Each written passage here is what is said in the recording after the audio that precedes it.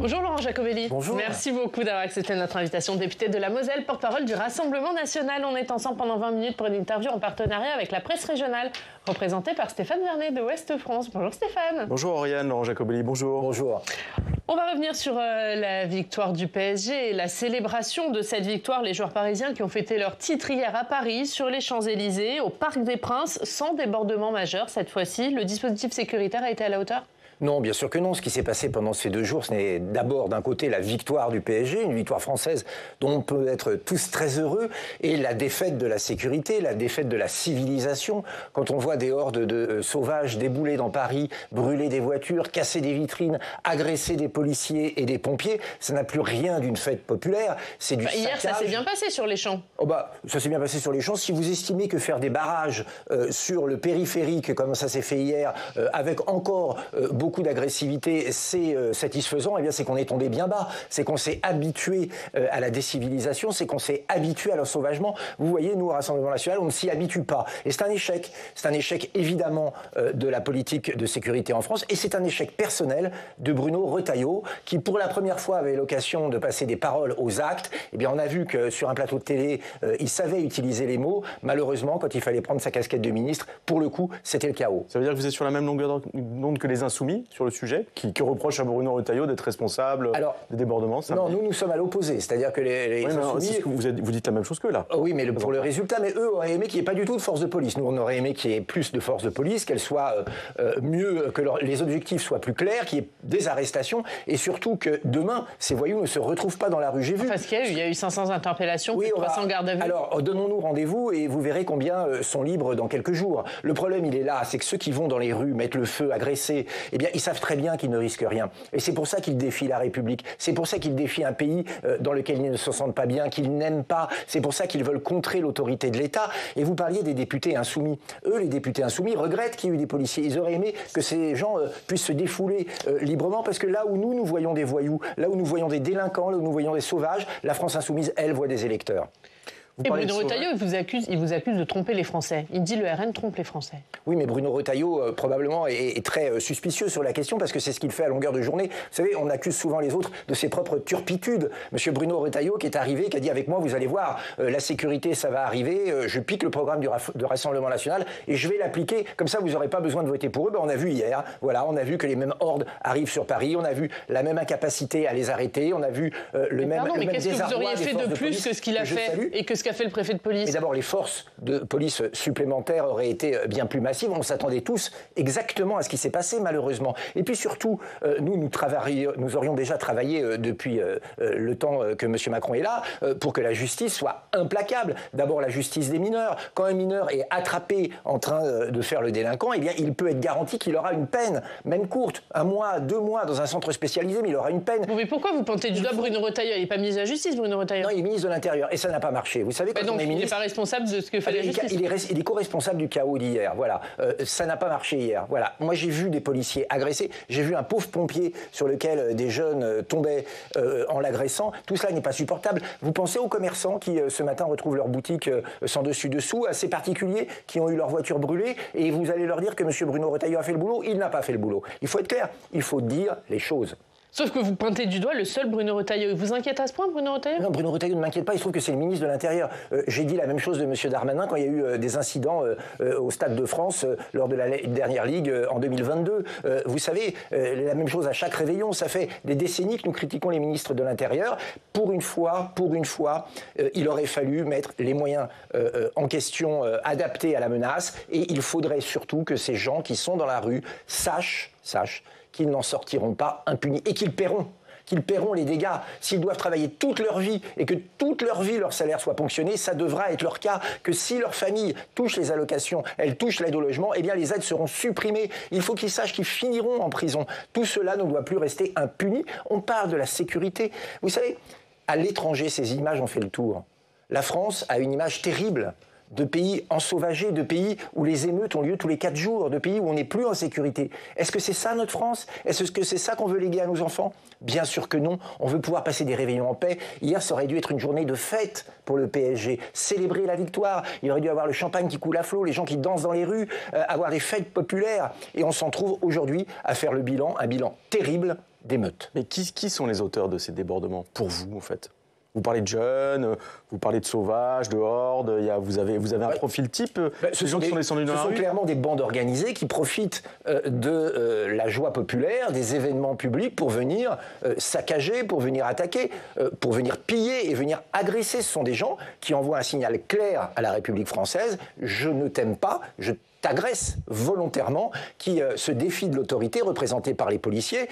Clairement, on a là un problème de laxisme judiciaire, et je le dis, un problème d'immigration, parce que beaucoup de ces gens sont issus de l'immigration, et voient en la France un pays ennemi, un pays hostile, alors qu'avec une politique d'assimilation bien gérée, ils devraient y voir leur mère patrie, celle qui les accueille naturellement, et pour laquelle ils ont une passion. Donc pour vous, il y a un lien direct entre ces pillages, ces émeutes, ces débordements et l'immigration. Oui, on a raté l'étape de l'assimilation en acceptant trop de monde sur notre sol, en acceptant du communautarisme. On a fait en sorte que des gens n'adhèrent pas au pacte national et ne voient pas dans l'autorité de la nation quelque chose de réconfortant et d'admirable, mais ils voient quelque chose d'hostile. Et ce n'est pas normal. Et donc il faut travailler en amont sur ces questions-là, il faut travailler sur l'éducation en amont, et puis il faut travailler en aval sur les peines judiciaires. Vous avez vu en parallèle le fait divers qui s'est produit à Puget-sur-Argence dans le Var samedi soir, où un quinquagénaire a tué un de ses voisins et en a blessé un autre avant de poster, ou après, enfin il a posté avant et après des messages vidéo sur les réseaux sociaux à caractère raciste et haineux. Mais c'est tout à fait condamnable, il doit être évidemment puni et puni sévèrement. La France, et c'est tout son honneur, ne tolère pas le racisme comme une opinion, mais comme un délit. De même que l'antisémitisme, il y a eu aussi, vous l'avez probablement vu, sur le mémorial de la Shoah, des textes antisémites tagués. Il faut que la justice, une fois encore, soit exemplaire et n'ait pas la main qui tremble. On va parler de ce qui s'est passé en Pologne hier soir, élection présidentielle. C'est le candidat nationaliste représentant du Parti conservateur qui l'a emporté devant son rival pro-européen, le maire de Varsovie. Le candidat nationaliste qui est connu pour son admiration de Donald Trump. Comment vous réagissez ? Qu'est-ce que ça change pour l'Union européenne ? Bon, d'abord, je respecte le choix des Polonais. Une élection libre, sans intervention de l'Union européenne et sans intervention d'Emmanuel Macron, ça fait du bien. Et puis, je crois qu'il se passe quelque chose en Europe. Les peuples, les uns après les autres, réclament plus de souveraineté, une Europe bienveillante et non pas une Europe castratrice. Ils veulent retrouver les rênes de leur pays, ils veulent pouvoir décider de leur économie, de leur sécurité, de leur immigration. Enfin, pas tous. Vous alliez non pas gagner en Roumanie, par exemple. Pas tout. Bah oui, enfin, l'Europe a mis le paquet et Emmanuel Macron aussi pour qu'il ne gagne pas. Donc voilà, on a aujourd'hui cette autre vision de l'Europe, l'Europe des nations. Alors, je n'ai pas à juger le nouveau président polonais. Il mènera la politique pour laquelle il a été élu. Mais on le voit en Pologne, en Hongrie, dans beaucoup d'anciens pays de l'Est, aussi les pays d'Europe de l'Ouest qui commencent à avancer. Il y a une autre voie possible, celle de l'Europe des peuples, de l'Europe des nations, où chaque pays travaille avec les autres, mais décide pour ses intérêts vitaux, sans avoir une Madame von der Leyen, ou demain un Emmanuel Macron, ou je ne sais qui, que personne n'aura élu et qui, par des lubies et des lobbies, veut nous imposer une politique qui n'est pas celle que veut le peuple. Est-ce que ça peut remettre en cause la coalition des volontaires, le soutien de la Pologne à l'Ukraine, le fait que ce qu'on appelle le triangle de Weimar s'entendait plutôt très bien et se développait bien? Est-ce que ça peut mettre un coup d'arrêt à tout ça en fait? Moi, j'espère que le triangle de Weimar que vous avez évoqué continuera à avoir une vision collaborative, une vision commune de la défense. Mais avec ce nouveau président, c'est possible? Mais je ne sais pas, je ne le connais pas encore. Il vient d'être élu. Il dit qu'il ne reviendra pas sur le soutien à l'Ukraine. C'est ce qu'il a dit pendant la campagne. Il ne voulait pas de l'adhésion à l'OTAN, mais qu'il ne reviendra pas sur le soutien à l'Ukraine. J'ai tendance à le croire. Maintenant, on verra bien à l'épreuve des faits. Je pense qu'on peut vouloir la souveraineté de son pays, on peut vouloir être un patriote sincère et vouloir que les Ukrainiens puissent eux aussi retrouver leur souveraineté et retrouver leurs frontières. Ça ne me paraît pas incohérent. On va parler de ce qui se passe en France. Les Insoumis ont déposé une motion de censure. Vendredi, elle sera examinée cette semaine à l'Assemblée. Vous la voterez? On va se réunir et on va voir. Pour l'instant, on n'a pas encore fait cette réunion de décision. La question. Qu'est-ce qui fera que vous la voterez ou pas? On regardera tout simplement les éléments qu'on a en notre possession sur le pouvoir d'achat, sur les élections européennes qu'on nous a promises. Il semblerait que le Premier ministre veuille avancer. Nous, on est très inquiets sur le pouvoir d'achat. Quand j'entends parler de TVA sociale, on voit bien ce que ça veut dire. Ça veut dire plus de recettes fiscales, point barre. Ça ne veut pas dire amélioration du salaire net. Je pense qu'on n'est pas assez naïf pour le croire. Pour vous, ça ne sera pas ça? Non, bien sûr. Quand on voit les menaces qu'il y a sur les retraites, quand on voit un certain nombre de ballons d'essai qui sont envoyés par des membres du gouvernement pour de nouvelles recettes fiscales, Bon, c'est sûr que mais ça juste mal qu'on comprenne bien, la motion de censure du RN, c'est si la TVA sociale est mise en place ou il y aura d'autres raisons? Ah non, mais s'il y a une perte de pouvoir d'achat, une augmentation des impôts, que ce soit la TVA sociale, les 10% d'abattement sur les retraites, quoi que ce soit. Pour tout le monde, y compris pour les plus riches? Mais une fois encore, le problème en France n'est pas les recettes fiscales, ce sont les dépenses de l'État. Les recettes fiscales n'ont cessé d'augmenter depuis l'élection. Non, mais la gauche, par exemple, dit qu'il faut augmenter les impôts des plus riches. Ça vaut censure pour vous ou pas? Mais la gauche a une maladie qui est la taxe. Voilà. La gauche a un problème, une taxe, une norme. Comment on va pouvoir enquiquiner les Français? On va leur piquer leur argent et on va leur piquer un petit bout de liberté. Comme ça, on va avancer. Je pense qu'on a vu ce que ça donnait. Donc aucune augmentation d'impôts, sinon c'est censure. Aujourd'hui, ça sert à rien. Ce qui est la ligne d'Emmanuel Macron, il ne veut pas d'augmentation d'impôts. Oui, enfin, ce qui est la ligne d'Emmanuel Macron, mais ce qui ne sont pas les actes, puisque la masse de recettes fiscales depuis l'arrivée d'Emmanuel Macron n'a cessé d'augmenter. La TVA est passée de recettes de 200 milliards quand il était arrivé à 285 milliards aujourd'hui. Donc Emmanuel Macron n'a de leçon à donner à personne. En revanche, le problème, ce sont les dépenses. Est-ce qu'on va continuer à dépenser sans compter pour l'immigration? Est-ce qu'on va continuer à avoir une contribution nette au budget de l'Union européenne? Est-ce qu'on va continuer à avoir un État obèse? Est-ce que tout ça va continuer ou est-ce qu'avant de faire les poches des Français, on va enfin gérer notre État en bon père de famille? Parce que va faire François Bayrou ou 40 milliards d'économies? C'est ce qu'il veut faire, c'est ce qu'il déclare faire. Sauf que ce n'est pas 40 milliards d'économies qu'il nous propose aujourd'hui, c'est 40 milliards de recettes supplémentaires par la voie de recettes fiscales. Or, les Français sont essorés. Ce qu'il faut, c'est leur rendre du pouvoir d'achat. Et je vais même vous dire, il faut baisser la TVA sur les produits de première nécessité temporairement à 0, sur l'énergie à 5,5%. Pas que quand vous voulez couper dans les agences de l'État, par exemple, ce que veut faire le Premier ministre, c'est ce que vous demandiez. Mais oui, mais enfin, il faut y aller maintenant. Bon, c'est pas des recettes. Moi, j'aime bien tous ces discours. Au bout d'un moment, tout le monde vient piocher dans notre programme, tout le monde reprend nos mesures et arrive fièrement à la télévision en disant je vais le faire. Mais ils ne le font pas. Donc nous, on le fera en 2027. Mais d'ici là, il est temps d'alléger le poids de cet État devenu beaucoup trop lourd pour être compétitif. A priori, vous aurez des réponses à la mi-juillet. On devrait avoir le fameux plan Bayrou sur le budget. Oui. Mais je vais vous le donner, moi, le scoop. Il n'y aura pas de plan Bayrou? Il y aura des taxes supplémentaires, voilà, d'une manière ou d'une autre. Alors on nous dira c'est pour l'écologie, on nous dira c'est pour construire des routes, on nous dira c'est pour le logement, mais il y aura des taxes supplémentaires. Vous demandez toujours la dissolution? Oui. Même si en cas de dissolution, Marine Le Pen pourrait ne pas se représenter? Vous avez déjà rencontré Marine Le Pen? Non, mais je ne vois pas le rapport. Mais... je vous dis pourquoi je vous pose la question, parce que si vous la connaissiez, vous sauriez que Marine Le Pen ne met jamais son cas particulier en avant. Elle met l'intérêt général en avant. Et oui, nous voulons de nouvelles élections, au-delà même du cas de Marine Le Pen, dont j'espérerais qu'elle soit à nouveau notre présidente de groupe, bien évidemment. Pourquoi on veut des nouvelles élections? Pour qu'il y ait une majorité à l'Assemblée nationale, pour que ces mesures en matière de sécurité... Mais ça vous freine pas que votre présidente de groupe puisse pas se représenter? Non. Il y a urgence dans ce pays. Sans majorité, on ne pourra pas prendre les réformes de fond pour rendre la France plus prospère, plus sûre et plus fraternelle. Et donc, il faut y aller maintenant. L'Assemblée est divisée en 3 blocs. On n'arrive pas à avancer. Eh bien, il faut qu'on avance. Et qu'est-ce qui vous dit que vous avancerez mieux avec une dissolution? Parce qu'on fera tout pour avoir la majorité.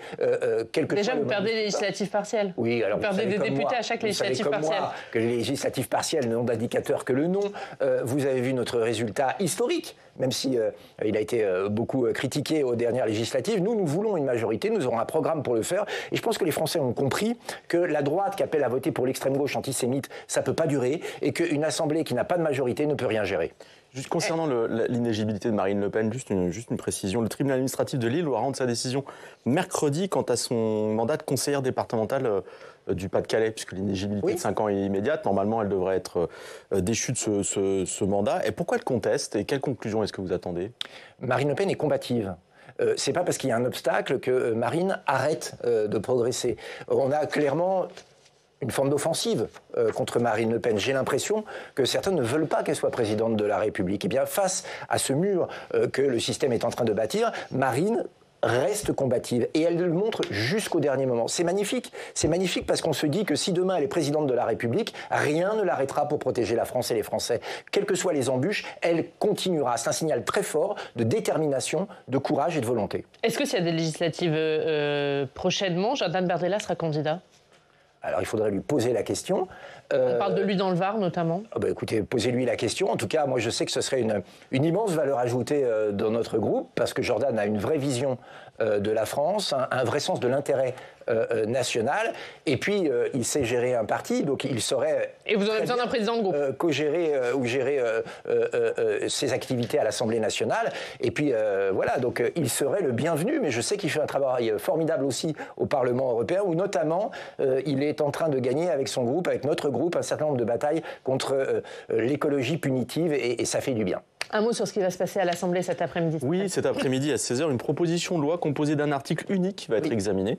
Et cet article dit « La nation française élève à titre posthume Alfred Dreyfus au grade de général de brigade ». Est-ce que les députés du Rassemblement national voteront cette proposition symbolique mise à l'initiative de Gabriel Attal? Bien sûr, nous en avons débattu en commission de défense dans laquelle j'ai la chance de siéger. C'est une évidence parce que Dreyfus aurait fait une autre carrière s'il n'avait été empêché, gelé dans sa progression pendant les années où il était à l'île du Diable pendant 5 ans. Donc il aurait très probablement terminé général de brigade, voire au-dessus. Et donc il est assez normal qu'on rétablisse finalement une forme de vérité, une forme de compréhension pour ce qui s'est passé. Et puis je pense que la République à l'époque s'est mal comporté. Et je pense que ça tombe aussi à un moment où l'antisémitisme explose en France, où certains nous expliquent que pour défendre Gaza, il faut critiquer Israël et que quand on critique Israël, finalement, on peut bien critiquer les Juifs. Et tous ceux qui mettent une cible dans le dos de nos compatriotes de confession juive doivent comprendre que nous ne céderons pas un pas sur ce chemin-là et qu'il y a des actes symboliques. Je crois que c'en est un. On va parler du déplacement de Marine Le Pen en Nouvelle-Calédonie. Oui, quel bilan tirez-vous de ces 3 jours de déplacement de Marine Le Pen en Nouvelle-Calédonie? Sa proposition de pause institutionnelle suivie d'un nouveau référendum dans 40 ans n'a pas du tout plu apparemment aux loyalistes. Eh bien, il faut discuter. Je pense que l'intérêt que ce voyage avait, c'était de proposer aux gens, de discuter avec eux, loyalistes, indépendantistes, tout le monde. Parce que ce qui manque aujourd'hui, c'est cette conversation, cette discussion permanente, comme il y avait d'ailleurs avant la période Édouard Sauf Philippe. que ça fait des années que votre parti est du côté des loyalistes. Et pour une Nouvelle-Calédonie française. Là, maintenant, vous êtes un peu du côté des loyalistes, un peu du côté des indépendantistes, vous êtes un peu du en même temps. Non, il n'y a aucun changement de pied. Nous sommes toujours pour que la Nouvelle-Calédonie reste française, nous y tenons, ça fait partie de l'espace national, nous y sommes très attachés. Je crois que les Néo-Calédoniens aussi l'ont dit par 3 fois. En revanche, c'est une question de méthode. Alors pourquoi vouloir un 4e référendum? C'est une question de méthode. Aujourd'hui, il y a peu de temps, il y a eu des émeutes, vous les avez vues comme moi. On est aujourd'hui dans une incertitude totale en Nouvelle-Calédonie. C'est-à-dire qu'on ne sait pas ce que va devenir l'île, économiquement, socialement. Comment voulez-vous que des investisseurs viennent en Nouvelle-Calédonie en ne sachant pas quel sera le statut de l'île dans quelques mois, ou même si elle sera sûre et calme? Donc il faut faire une pause institutionnelle, chercher quels sont les axes de développement économique, donner le temps long pour que les investisseurs investissent dans le tourisme, dans le nickel, dans plein d'autres choses, pour que les entreprises grandissent dans le calme. Et puis après, lorsque les choses seront apaisées, lorsque la Nouvelle-Calédonie aura un avenir économique, social, eh bien on réfléchira aux institutions. C'est une méthode que Marine Le Pen a proposée. Elle est évidemment soumise à discussion. C'est ça aussi les accords et les désaccords qui peuvent y avoir. Mais je crois que ce souci de discussion avec tous, eh bien Marine Le Pen l'a remis au centre du jeu. Il y a les enjeux pour la Nouvelle-Calédonie, ça c'est une chose, mais il n'y a pas que ça. Il y a pour Marine Le Pen elle-même, c'était pas une manière aussi de se remettre sur la scène médiatique, en position de future présidente de la République? Il y a une dimension campagne présidentielle dans ce déplacement. Campagne, je dirais préparation. On parlait tout à l'heure de la combativité de Marine Le Pen. Elle se place évidemment dans le costume de celle qui pourrait demain être présidente de la République. Et donc, elle fait des voyages internationaux, elle fait des voyages dans les territoires ultramarins, elle fait des propositions à l'Assemblée nationale. Bref, elle fait tout ce qu'il faut pour évidemment tracer le chemin de ce que serait la présidence de Marine Le Pen. Et puis elle dit des petites phrases. Et puis pour commencer à travailler tout de suite, pas attendre encore un an, parce qu'on a assez perdu de temps. Et elle dit des petites phrases disant qu'elle connaît mieux les dossiers néo-calédoniens que Jordan Bardella. C'est le début de la fracture? Mais arrêtez avec ça. Moi, honnêtement, vous savez... On a quand même senti que la question l'agaçait un peu. La réponse est verte. Je vais vous dire un petit peu. Vous savez, quand on veut le storytelling, comme on dirait en anglais dans le cinéma, qu'il y ait une division, qu'il y aurait une division au Rassemblement national pour avoir un scénario à écrire, parce que finalement c'est ennuyeux un tandem. Donc il n'y a aucune division. Eh bien, elle a prononcé cette phrase. On dissèque chaque phrase et on lui donne un sens ou une intention qui n'est pas la bonne. Écoutez, je vais vous dire. C'était quoi l'intention? Mais il n'y en avait pas, justement.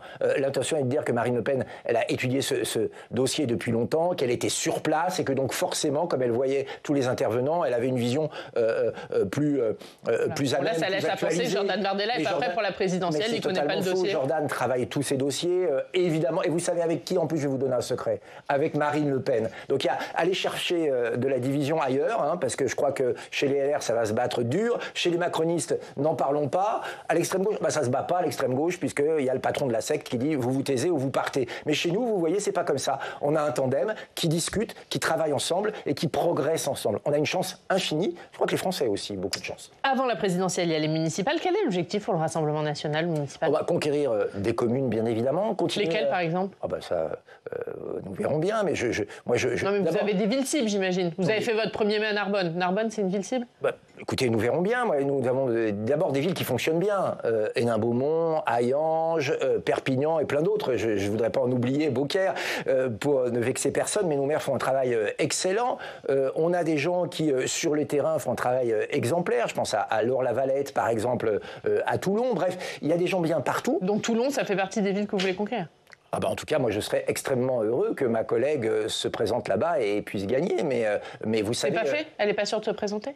Et surtout, c'est à elle de le dire, et puis c'est à elle de faire campagne si elle le veut. Moi vous savez, je crois qu'on peut s'implanter localement beaucoup plus que nous le sommes aujourd'hui, par des maires, par des conseillers municipaux. Nous aurons beaucoup de listes, là où nous pouvons gagner, dans les villes préfectures, dans les chefs-lieux. Pourquoi? Parce que les Français ont l'habitude de voter Rassemblement national maintenant, à toutes les élections, il faut qu'ils puissent le faire aux élections municipales. Et la gestion RN, ça marche. Moi, vous savez, mon suppléant, c'est Fabien Engelmann, le maire de Hayange. Hayange est devenue une ville plus sûre, plus propre, avec des événements culturels, festifs, beaucoup plus accessibles. Une ville qui rayonne. Vous serez candidat, vous, au municipal? Je ne serai pas candidat au municipal. Est-ce que vous craignez quand même de perdre des villes? Non, mais vous savez, les élections sont toujours imprévisibles, mais avec le très bon bilan de nos maires, je pense qu'ils ont quelque chose à proposer à leurs électeurs de solide. Vous irez tout seul ou vous ferez des alliances avec Éric Ciotti, par exemple? Éric Ciotti est un allié naturel à l'Assemblée nationale. Je crois que ça ne choquerait personne que sur des listes, il y ait à la fois des membres du Rassemblement national et des membres de l'UDR, de Éric Ciotti. Je pense Les négociations sont compliquées avec l'UDR? Mais l'UDR, c'est très fluide. Alors, écoutez, honnêtement, Éric Ciotti et ses équipes sont des partenaires en or. Ils ont leurs convictions, ils ont leur façon de faire, mais c'est un dialogue permanent, une écoute permanente mutuelle, un travail en commun. C'est fluide, je ne vois pas d'autres mots, et c'est très constructif. C'est une belle alliance. Il peut y avoir une bascule, ça peut être pour vous l'année de la bascule 2026 pour les municipales, notamment en zone rurale, avec les villes de moins de 10 000 habitants. Oui, je pense qu'il peut y avoir effectivement beaucoup de villes, et notamment des petites villes, mais pas seulement, des villes moyennes. Ça fait partie de vos objectifs qui passent sous les couleurs du Rassemblement national, parce que nous y faisons des scores assez élevés, que les gens ont confiance en nous. Mais vous savez, l'équation municipale, elle est particulière. Hein. D'abord, le maire sortant, quelle que soit son étiquette, peut avoir une bonne écoute auprès des habitants, même s'ils ne sont pas d'accord politiquement sur la couleur politique. Donc, c'est compliqué. Donc, ça va être une élection difficile pour vous? Non, c'est compliqué pour tout le monde, y compris pour le Rassemblement national. Plus pour le Rassemblement national que pour d'autres partis. Non, parce qu'aujourd'hui, nous avons vraiment des gens qui viennent à nous, qui veulent l'investiture, des candidats légitimes, qui travaillent le terrain depuis longtemps. Le fait que nous ayons des députés qui se baladent dans toutes leurs circonscriptions, qui rencontrent des gens, des élus, ça joue aussi beaucoup. Je crois que le travail de sérieux que nous avons proposé a convaincu beaucoup de monde. Et puis le fait qu'aujourd'hui, tout le monde reprend nos mesures montre que finalement, nous sommes un parti qui prône le bon sens pour gérer le pays. Et le bon sens dans les communes, c'est probablement le meilleur moyen de gérer. Un dernier mot, Stéphane. Un mot sur l'Ukraine. Vous avez vu que les Ukrainiens ont mené une opération, une attaque avec des drones sur une base aérienne située en Sibérie, à plus de 4000 km du front russo-ukrainien. Les Ukrainiens affirment avoir détruit pour 7 milliards de dollars d'avions militaires russes. Et tout ça s'inscrit la veille même de pourparlers qui reprennent, ils sont censés reprendre entre les Russes et les Ukrainiens à Istanbul.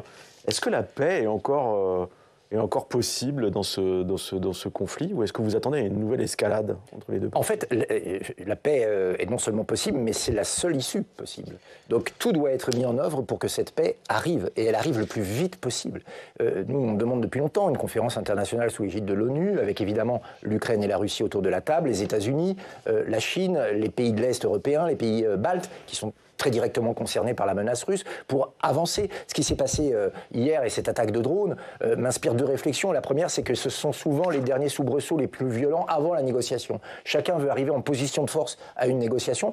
Peut-être, et peut-être suis-je optimiste, mais est-ce un signe de volonté de négocier? La deuxième, c'est que sur notre propre défense, nous en France, on doit revoir aussi notre logiciel et l'équation. La puissance de ces drones, qui coûtent finalement très peu par rapport à ce qu'ils peuvent détruire, leur rapidité d'action, leur précision d'action nous amène, nous, à réfléchir, et nous sommes encore en manque de politique et d'investissement dans le drone français. Merci beaucoup. Merci Laurent Jacobelli. Merci d'avoir été notre invité. Merci beaucoup Stéphane. À la semaine prochaine. On passe au titre au Club des Territoires.